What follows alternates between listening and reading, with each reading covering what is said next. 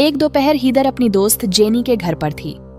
यह स्कूल के ठीक बाद का समय था और जेनी के माता पिता अभी तक काम से घर नहीं आए थे। वहां सिर्फ वे दोनों थे और वे बोर्ड गेम में मग्न थे। हीदर अच्छा समय बिता रही थी, सिवाय इसके कि वे जेनी के माता पिता के बेडरूम से सटे कमरे में खेल रहे थे और बीच बीच में हीदर उस बेडरूम के खुले दरवाजे से ऊपर देखती और एक छोटी लड़की की गुड़िया को बिस्तर पर बैठी हुई देखती। ऐसा लग रहा था कि उसकी आंखें उन्हें घूर रही हैं। उसने इसे नजरअंदाज करने की कोशिश की, लेकिन समय के साथ यह उसे परेशान करने लगा। मुझे माफ कर दो, उसने कहा, लेकिन मैं ध्यान नहीं लगा पा रही हूं। वहां बिस्तर पर वो गुड़िया मुझे डरा रही है।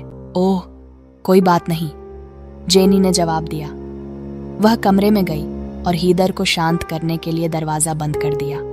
फिर दोनों दोस्तों ने अपना खेल फिर से शुरू कर दिया। हालांकि बहुत समय नहीं बीता था कि हीदर ने फिर से ऊपर देखा। दरवाजा एक बार फिर खुला था और फिर से गुड़िया उन्हें घूर रही थी।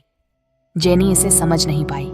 वह कसम खा सकती थी कि घर पर और कोई नहीं था और घुंडी घुमाए बिना दरवाजा नहीं खुल सकता था। कंधे उचकाते हुए वह बेडरूम में गई और दरवाजा बंद कर दिया, इस बार यह सुनिश्चित करते हुए कि यह बंद हो जाए। लेकिन बार बार वे दरवाजा जांचते और इसे खुला पाते।